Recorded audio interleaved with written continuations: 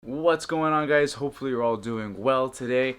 My name is Leo, and in this quick little video I'm going to teach you guys what every new investor needs to know before they start getting involved, well, with investing. And because today's such a nice day outside, I thought I'd, just maybe get some active wear on and stuff like that, and go for a nice stroll. So let's suit up. Let's grab a coffee, grab some shoes, and let's hit the road.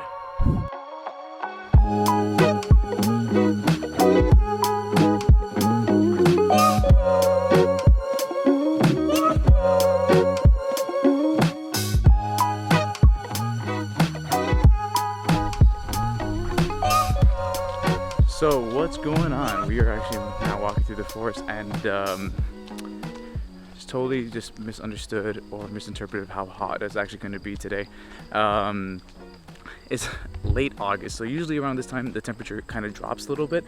It kind of feels like the Sunday of the weather, at least for Canada at least. And my God, the air is thick today, man. I can barely breathe. So I apologize in advance because this vlog is going to be, or video, or whatever it is going to be a lot of me just breathing and trying to speak. Okay, so as I said earlier, this is a video about top 5 things every new investor should know or learn about. And number 1 tip is understanding the difference between a trader and an investor. So when people say they want to invest in the stock market or trade the stock market, it's actually 2 different things. So an investor is going off the business fundamentals, and while a trader is going off the technicalities of the stock price. So if you imagine, if you will, Warren Buffett is probably the prime example of what an investor is. And he looks at the fundamentals of who's running the business, what do they stand for, what's their product, or what's their business model rather, who are their their main competition, and how can they differentiate themselves amongst other businesses that exist and come up on top, right? And then he invests not in just the company, but he's investing in the people behind the company. So that is a primary definition of what an investor is. Now, a trader is someone that just trades based off the technicalities of how much the stock is moving within the day. They're looking solely at the price. They don't care about the fundamentals, who's behind the company and whatnot. It's more just so understanding, oh, this stock is moving at a frequency between, let's say, $1 and $5 per day, right? How can I get in at the lowest price and clock out at the highest price, right? And that's more on like short-term gains, right? Compared to, let's say, investing, where you're looking for long-term longevity of your capital. So the reason I bring this up is because it's important to kind of realize or find out where you lie. When you're kind of trying to do a bit of everything, you're kind of get misdirected.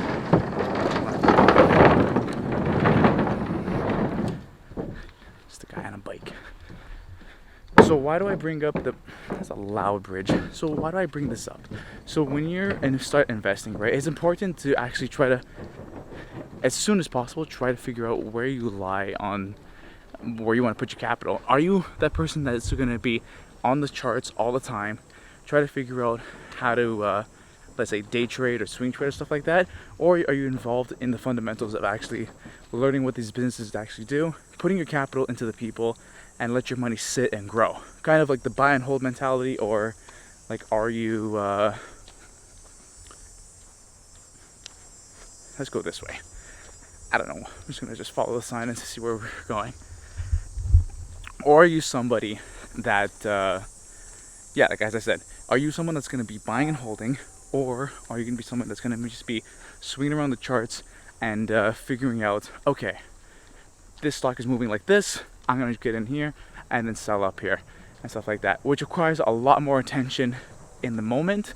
Where if you're a buy and hold kind of investor, it is more of just you do a lot of the legwork up front, you let your capital sit, and then you kind of just reap the rewards later on, whether that's 5 to 10 years from now.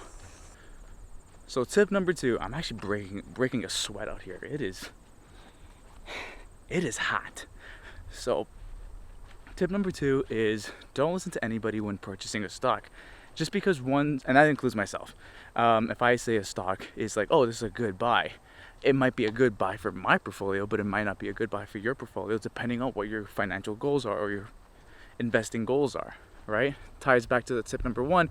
Are you a day trader, swing trader, or are you a long-term investor? So when you are purchasing a stock, it's important to do your own research and understand that this is your capital that's up front, and understand that, you know, the position that you take within a company or however many shares that you purchase is going to directly affect like the flow of your portfolio. If you're going to be diversified in a lot of different categories, it's not particularly a good thing. You have to do your own due diligence.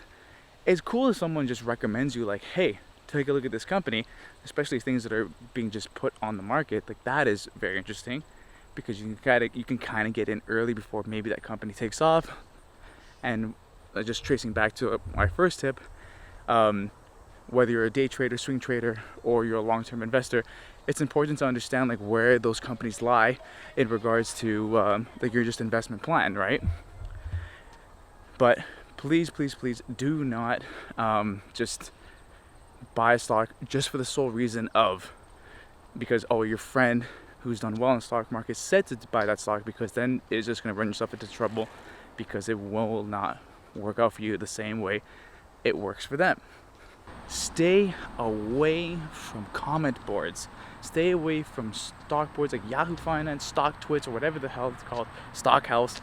All those comment boards or forum boards where people are either pushing stocks or bashing stocks is like the worst thing you can possibly do and get your information from. You got to watch out for these people because they prey on people that are, just naive, right? And you're not that person. You are a competent investor. So stay away from that. Instead, if you do receive, let's say, a recommendation of, hey, take a look at this stock, the most important thing is how well does it fulfill your portfolio needs. So when you're building your portfolio, it's important to actually understand like what kind of sectors are you diversified into. Are you in the oil, energy kind of sector, or are you going to be in like the pharmaceuticals or entertainment or technology, right? If they're giving you a stock that's kind of completely like out of left field, right, you're going to just be filling up your portfolio with a bunch of jargon, and that's going to make you over diversified. And at that point, you might as well just get an ETF or something that's just going to just cover, let's say, the majority of the market, because you're not going to be making real gains by focusing your portfolio on something that is, focused. That's pretty much it. Dude, let me tell you how nice it is out here, actually. It's a nice pathway. I have no idea why I've never walked it before. I always just kind of just walk around my block, and I always kind of forget that this pathway exists literally like behind my house. But yeah, it's a pretty nice walk. So definitely gonna probably be walking here a lot more often, probably do a lot more videos down this area here. So tip number 3 is to have a game plan. What do I mean by have a game plan? Understand, and this kind of just ties into tip number 2, and 1 is just understand the focus of what your portfolio is going to be. Understand where your main sectors are, and understand that you have to invest into. There's a lot of people here at this park here. Interesting. So, sorry, back to what I was saying, is it's important to invest into categories that you know about. Just because it's a company that you like doesn't mean it's a great company to invest in. But there might be other companies that are in that same sector that will perform way better in your portfolio in the grand scheme of things than it will just because you have a preference for them. Here's a prime example. I like Tesla. I think Tesla is a really interesting company. I feel like they're doing a lot of moves in the EV world and stuff like that, but I don't have them in my portfolio. One, because I think the stock is overvalued. That's just my personal opinion on that. But they don't have a place in my portfolio because my portfolio isn't focused on EV vehicles. It's not geared towards that sector. As much as I like cars and stuff like that, I don't know, like, it's just not something I'm completely familiar with, and I'm not going to put my money into a company that I like, even though I like the company. I don't know much about them to actually justify a purchase. It's better to be focused on one thing than to be spread across many. That's a takeaway from that. Focus, don't spread. So tip number 4, and that's to control your emotions. Remember, stocks, companies, business, they're all numbers, and numbers don't have emotions, so neither should you. Not saying you should be a complete robot or whatnot, but you shouldn't let your emotions get the best of you, because that's how you make poor decisions. And at the end of the day, remember, it's capital, it's your money up front. And if you're willing to risk it just due to anger, joy, or whatever, then that's on you. You should make decisions based off what your emotions tell you to do. You should be making decisions based off what the numbers tell you to do. Right? If it makes sense, it makes sense. You activate the trade. Or whatever, you activate the buy. If it doesn't make sense, then you activate the sell. Simple as that. You can't afford, you can afford to lose money, but why would you want to lose money? Don't make the same mistake that I've made, where you jump into a stock with high hopes that it's going to be doing well, and then eventually it falls flat, and you just keep falling into the same trap, thinking it's going to get back up, and stuff like that. When meanwhile, it was just a garbage company to begin with. That's just not the right way to. That's not the right way to do things.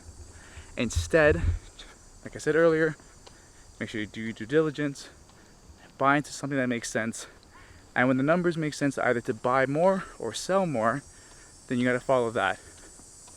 Don't stay into a company because someone else is peer pressuring you to stay in it, but make sure you get out when you have to get out, and don't let emotions and greediness overcome logic. That's the important takeaway. Don't sell out of fear, and don't buy out of greed. You have to make sense of what you're purchasing. That's a tip.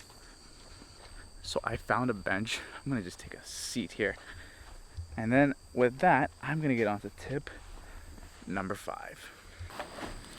So one tip that I think that kind of gets overlooked is to make regular contributions to your cash position, and it could be as small as $10 to whatever, $100, $500, whatever you can afford. It's important to regularly get into the habit of putting money towards your portfolio.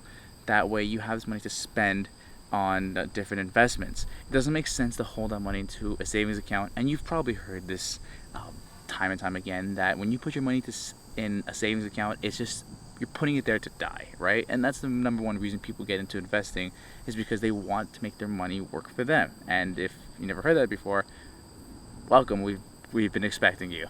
So take my advice, and I think this is the top thing that I wish I was told back when I was starting to invest, is to keep making monthly contributions, as small as it may be. It's just keep upgrading your cash position. Keep upgrading your cash position. That way, eventually, when you find something to actually, put your capital towards, you have those funds available, and you're actually making good use of that money in your account. And that's it. Those are my top 5 tips on for new investors. And I wish I had that mindset coming in to the investing game when I started like years ago, because I probably would have avoided a lot of the mistakes that I made. So those are my top 5 tips for you, and hopefully you got something out of this video. If you like this content, please hit the like button, please hit the subscribe button, and turn on the post notifications to see more videos like this one. My name is Leo. Thanks for tuning in. I'll see you around. God, I hope I'm not lost. I'm not sure. I don't think I am, but okay, we might be a little bit lost. It's fine. It really is.